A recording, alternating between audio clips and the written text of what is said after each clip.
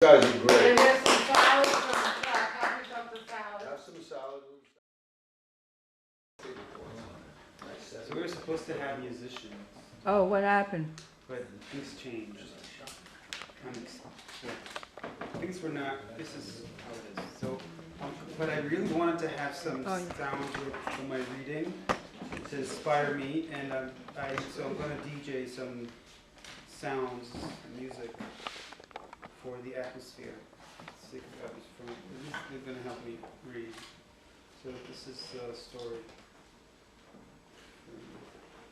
that I wrote in the late 90s, but I presented in actually 2006 in New York, in a few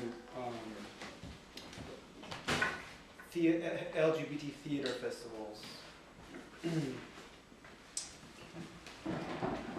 It was part of a program that was a show that was called Words of His Own.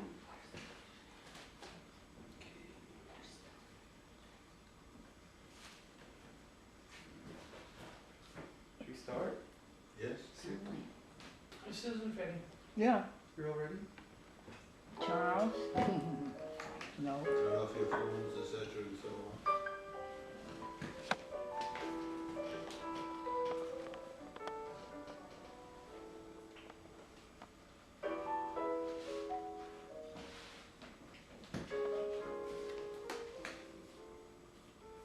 Aches and pains. Frau Schimmer was irritable as her hands unlocked the door. She grumbled that it wasn't the best of manners to wake her up in this time of the night. Andreas just left without saying anything, and I stood there for a moment, ignoring the concierge altogether and her harmless scolding. Then I climbed the wooden stairs to the flat and fell on the bed.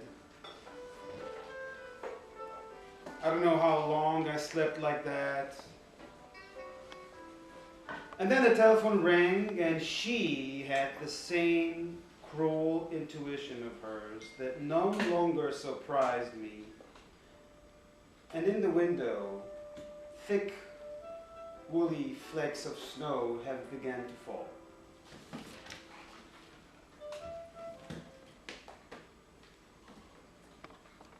She's probably sitting on the kitchen floor now, chicken carcasses in a large ball between her legs, pouring hot water over their cold skin and plucking their white feathers, while her dreams are wandering elsewhere. I can touch her longing now. It's here, in the pile of clothes on the chair, in the alarm clock, in the sheets, whispering, Andreas, Andreas, in the snowflakes piling on the roofs. I could feel her yearning whistling through the walls and stroking my eyelids. She's so near to me, and she's so miserable, and I hate her. That country was beautiful, but it gave me no rest. There was something in the earth, in its saturated lushness, its smooth wooden roofs and heavy clouds that left me stunned. Andreas and I sat on a stone bench in the courtyard of Wartburg Castle, and we devoured our sandwiches. We gathered dry red leaves that kept falling on our heads and shoulders, and on the thick slices, of Andreas' favorite apple strudel. And it started raining. Large drops clung to the pruned bushes and blended with the water from the fountain. And Andreas' foot brushes against mine. And it's so good. So, so good.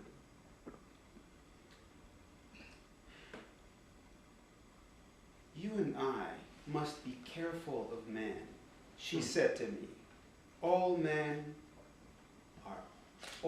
are after the same thing.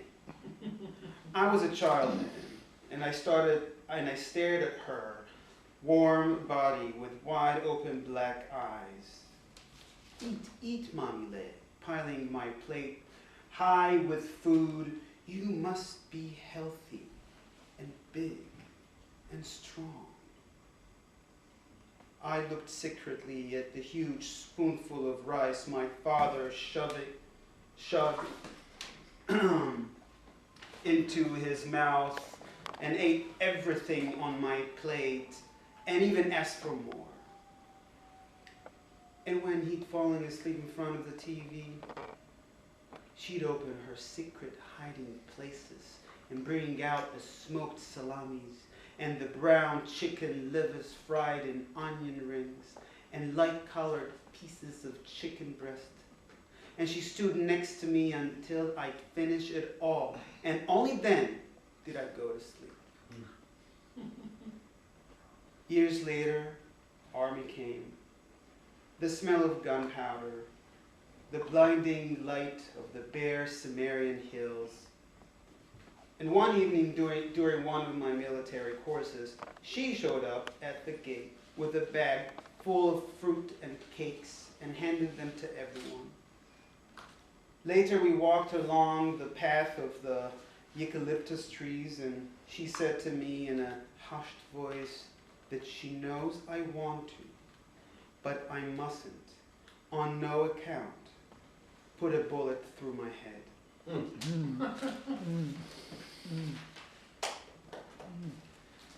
And I stared at her, shocked. Music.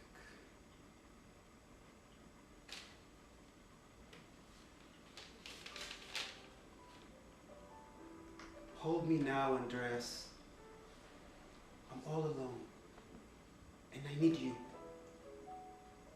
Let me feel your shoulder. Let me bury my fingers in your skin. Where are you now, Andreas? Are you huddled over the engine of your Volkswagen, mending some eternal short circuit? Are you all gloomy, drinking one beer after another? When will I see you again? Will I ever see you again?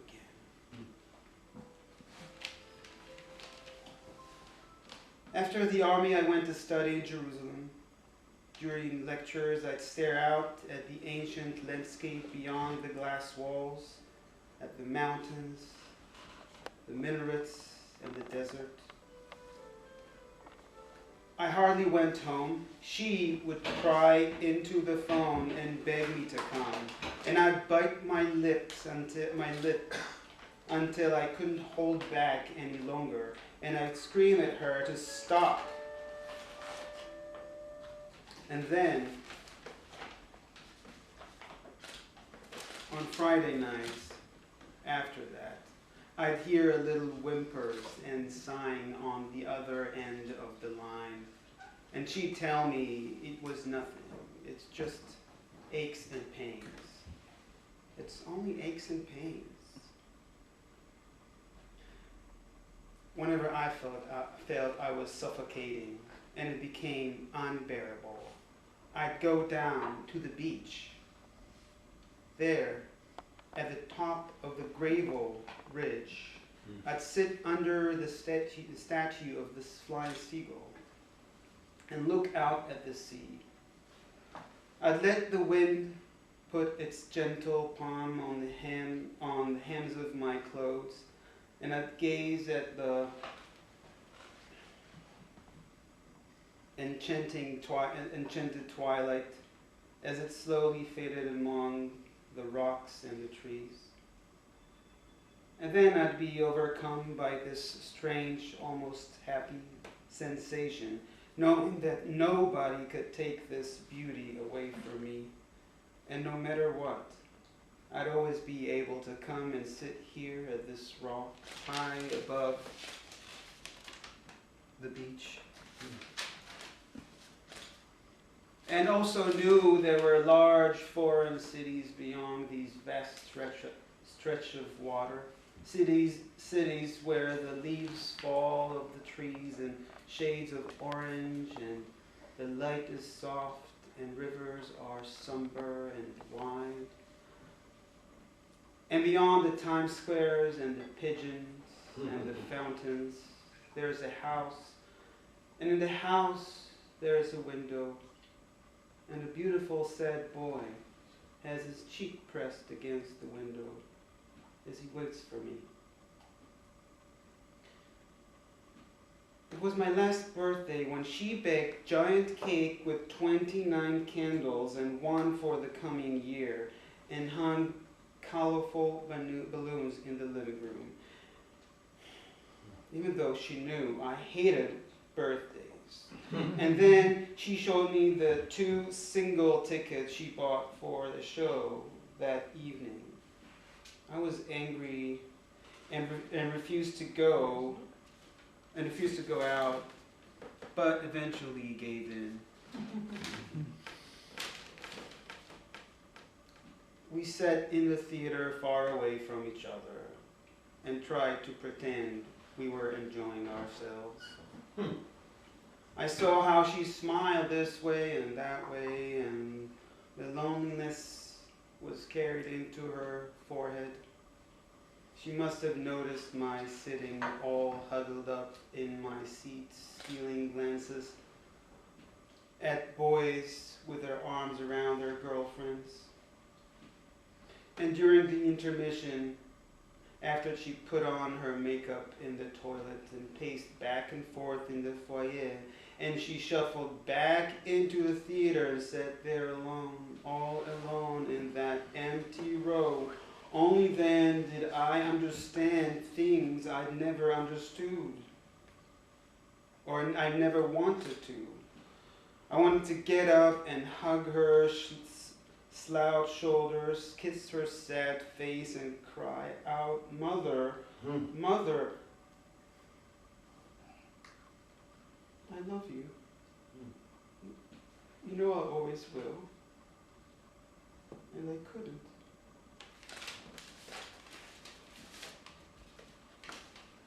I couldn't hear that grief anymore and decided that I had to go away.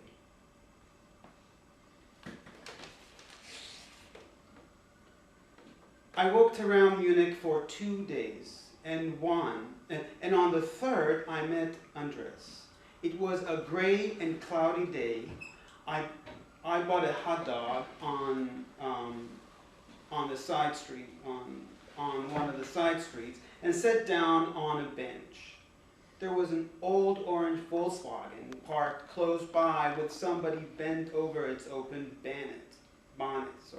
When the young man lifted his hand to look at his watch, his eyes washed over me. He put down the screwdriver and slowly got up from the car. He ran his hand through his hair and smiled. Later, we went to sit in a cafe. Andreas ordered a hot drink and his apple strudel. He told me he was studying architecture and was on a summer vacation.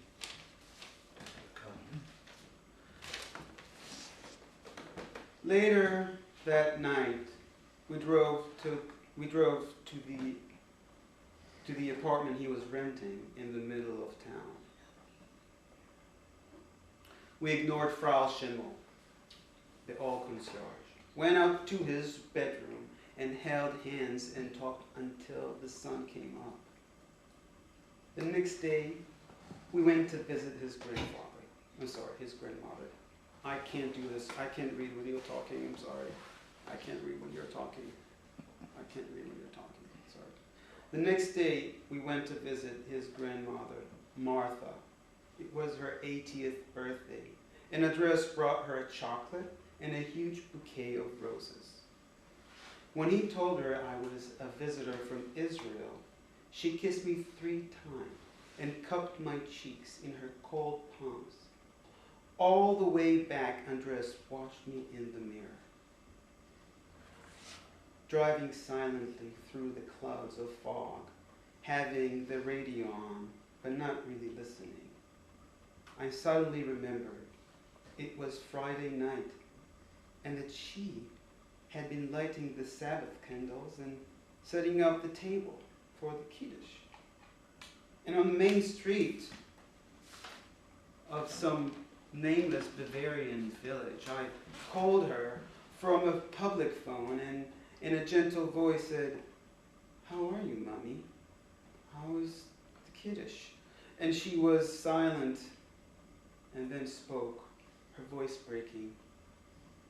"What's the matter, Ron? What exactly are you doing there?" And the thick smells of Friday cooking crawled out at me, and I dug my fingers into the fig tree until they hurt, and I wanted to scream.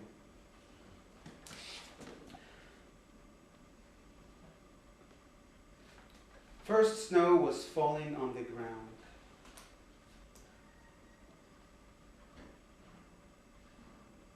I'd lived there for a month and a week. I stood staring at the mirror that morning, and Andreas came up and grabbed me from behind, hugged me from behind.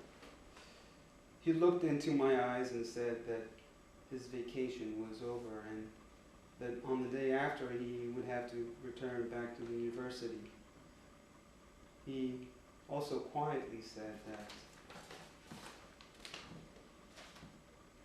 Paul, the man he'd been living with for the past year, was coming home from his holiday.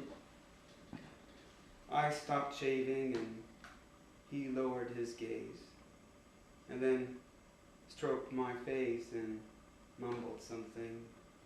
Then he walked away.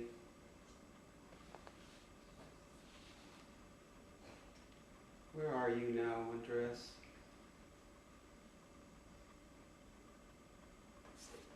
You said you were just popping out for a cigarette, but we both knew that you wanted to avoid saying goodbye. I walked downstairs with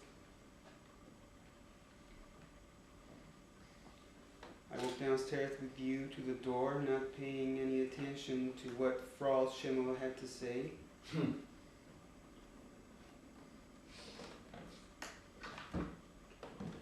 I left for the airport, Andreas. I went home. There beyond the fog and the snow, the sun has played around with the dust and the desert, and the yearning is so strong. A small, flat-faced woman will cling to me with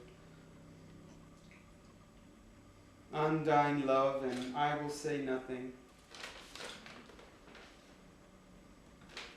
The years will go by and my hair will turn gray.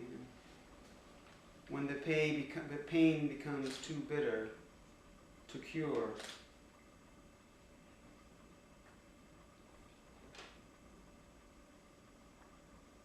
I'll sit on the beach under the statue of this flying seagull and dream of far-off places. Bravo. Bravo.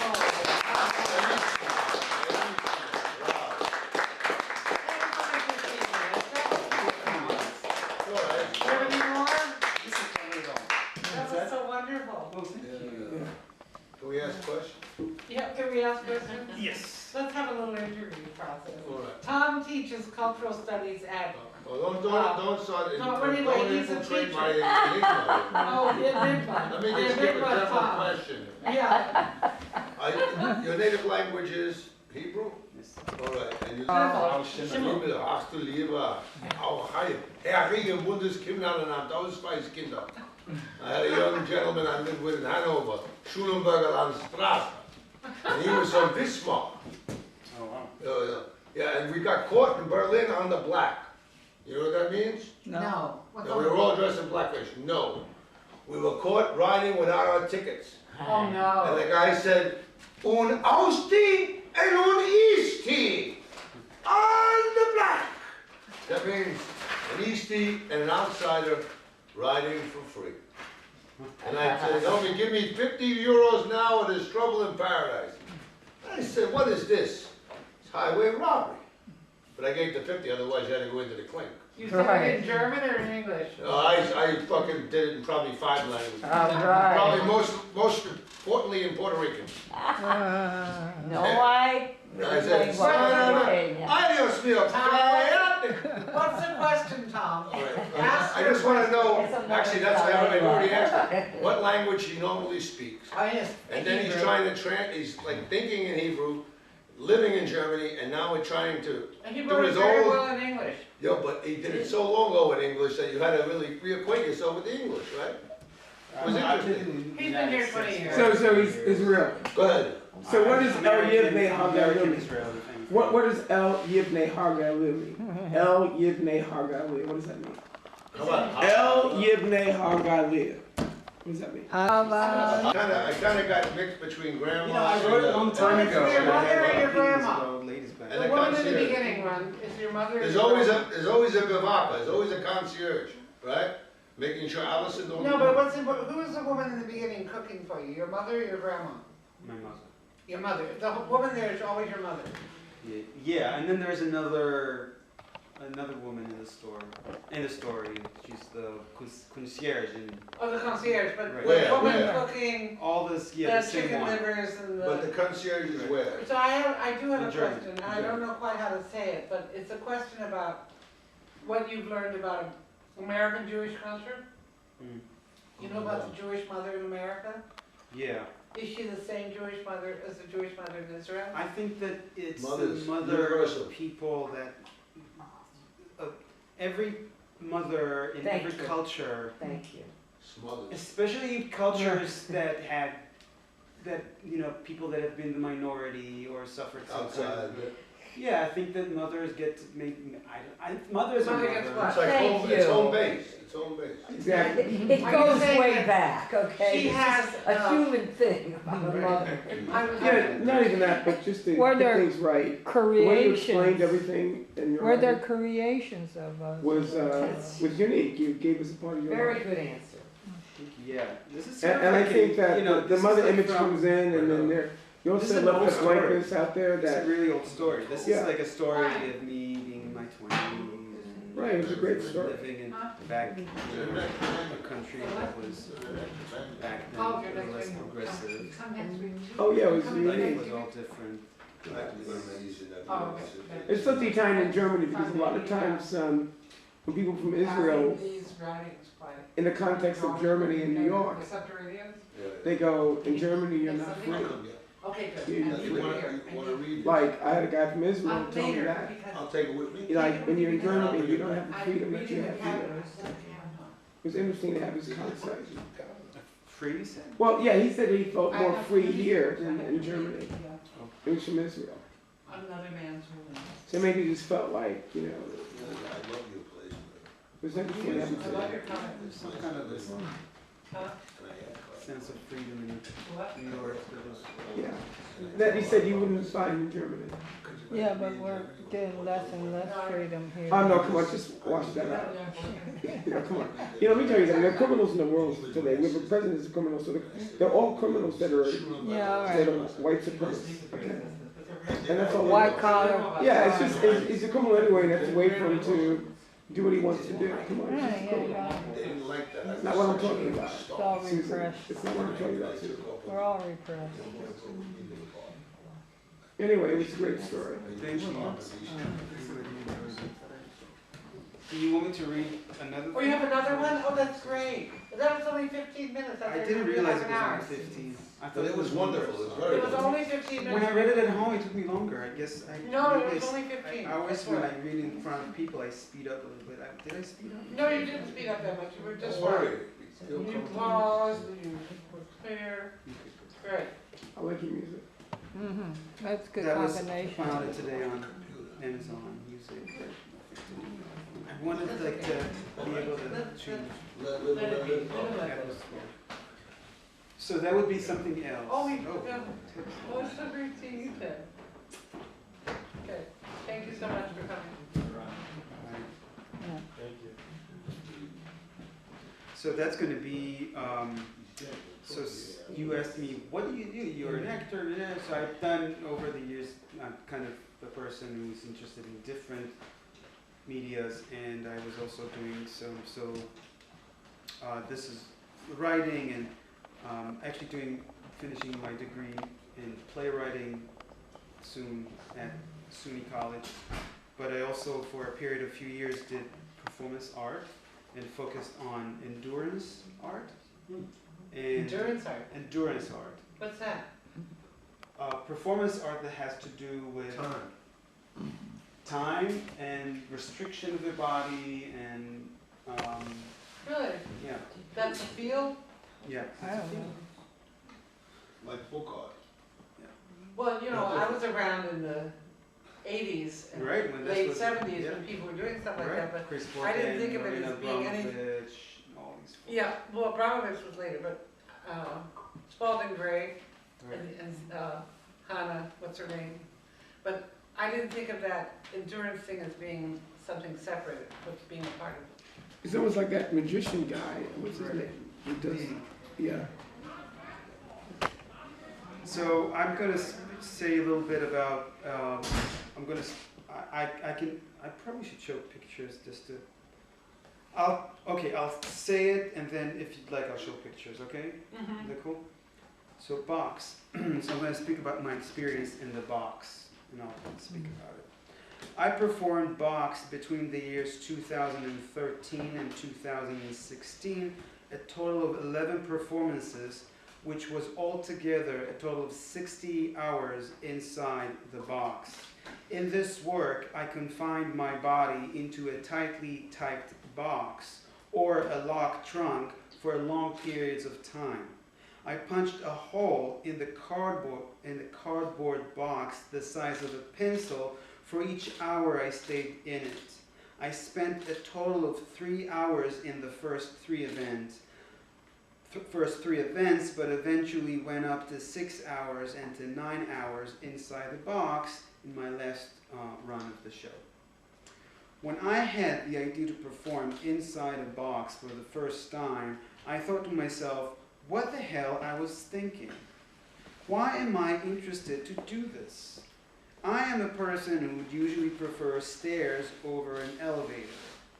In my nature, I could lose my patience rather quickly. I'm a typical case of ADHD. I have serious trouble with focusing. I am hyperactive and can't sit for too long. It actually hurts.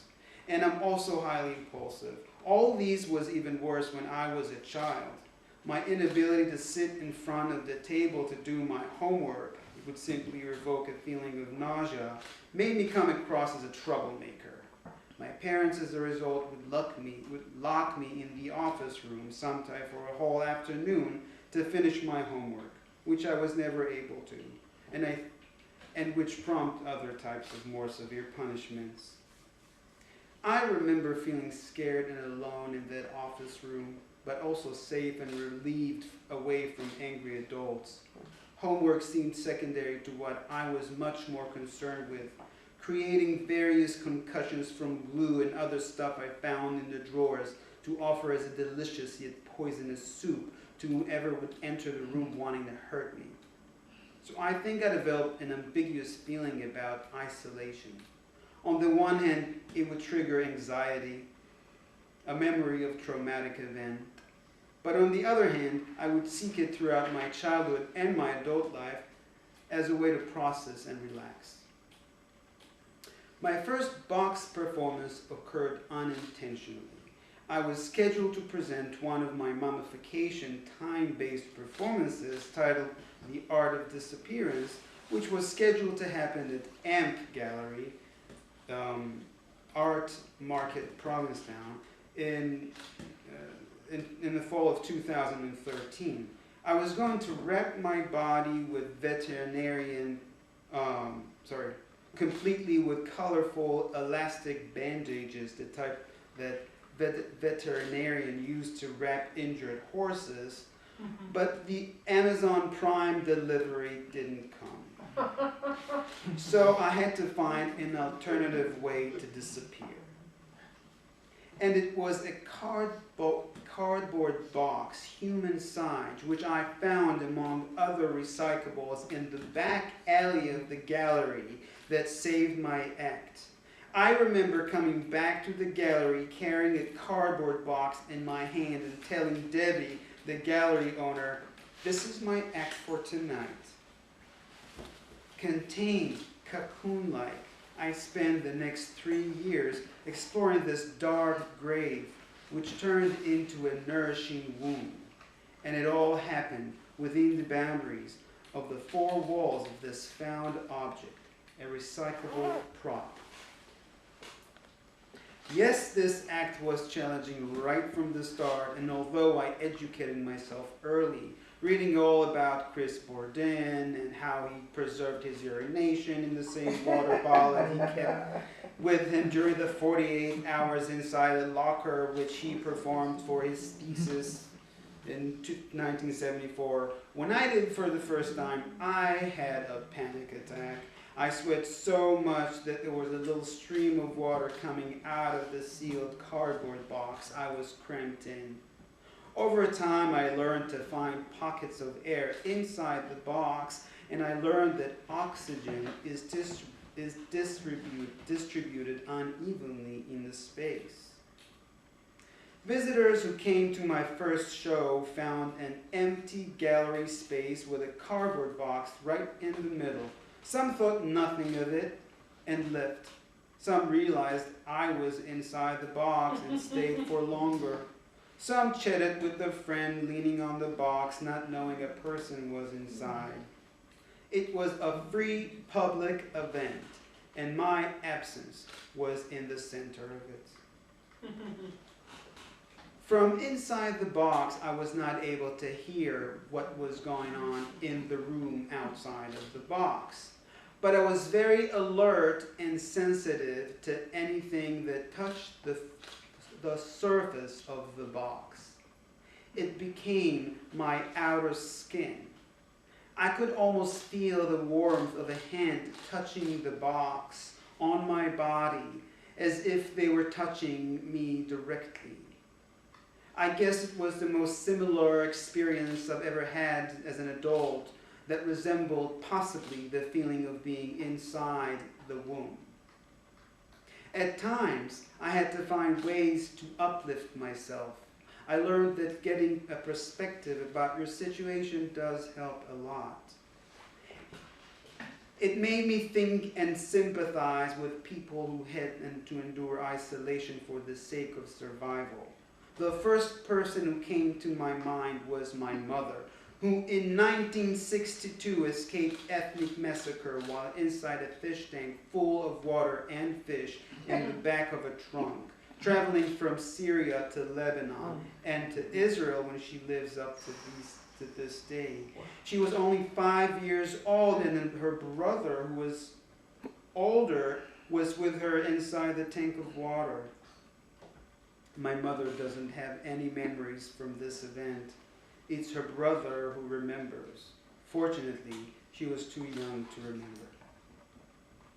I also, one time, when I was in the box, the 9-hour run, had this memory of the story of Henry Box Brown, which I used to tell to my young preschool students during the time when I worked as a teacher assistant.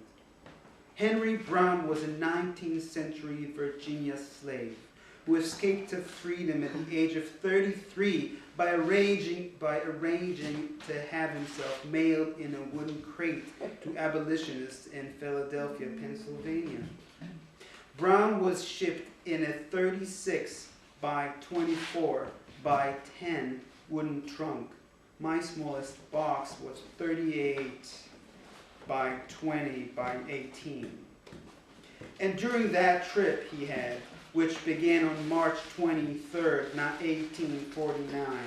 Brown box was transported by a wagon, a railroad, a steamboat, a wagon again, a railroad, a ferry, a railroad, and finally a delivery wagon, being completed in 27 hours. That made me think about doing 9 hours. It's pretty light work. But there was something about these memories. They became real for me, as if my box was a time travel machine. As my work with the box went on, I had managed to use smaller and smaller boxes and went down from 46 by 23 by 23 inches in my first act to 38 by 20 by 18 in my last act. But the bigger achievement was the practice. The practice itself. The practice itself became a somatic therapy. Looking back, I see this progression from self-absorption into social justice as the most important outcome of my work on box. This recognition has informed the work that I've done ever since, and also informs my understanding of the role of empathy and art in social justice. Wow.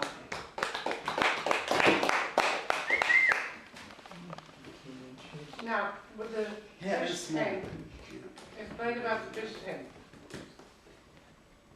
The escape. The story that my mom would. So after Israel was proclaimed in 1948, up to that point, Jews, Arabs who lived in near countries, everything was fine. But after Israel was proclaimed, and with all the issues that it brought up, and we have a person here who's actively aware of it, things went off the wagon, and they were pogroms in Africa, in Middle East. In the Middle East, yeah, and they had to escape, and then they were not allowed to leave, so they had to escape in various other ways. So they had to hide, and my grandparents arranged. I think they sent their children. My mom has six siblings altogether. And I think they send them, and two at a time in different ways, just to make sure that they're not all together getting caught or something. So that was her story. Your grandmother had how many children? Six. And so your mother and the brother were in the fish tank? Yeah. And who was driving them? Whoever. It was arranged by, people that got paid, and Is this from Damascus or from the countryside? that was, I don't know the particulars, but it was from, they lived in Aleppo. So. Yeah. She was born in 42? She was, I don't know what year she was. Well, I was born in 38. You're talking about 48. She was 5 years old. She was born in 43. So when your mother and her brother escaped, did they meet their parents in Israel? Or were your parents... No, they ended up living in Lebanon, actually. Oh, they went to for Lebanon. many years. Okay. Yeah. Well, what about the parents? They traveled somehow as well. I don't know. They got to Lebanon. Yeah, they had a way to travel. They traveled in pieces. Now, is Lebanon like a third Christian? Mm-hmm. It's a fairly Christian country, right? Yeah. Lebanon? Yeah.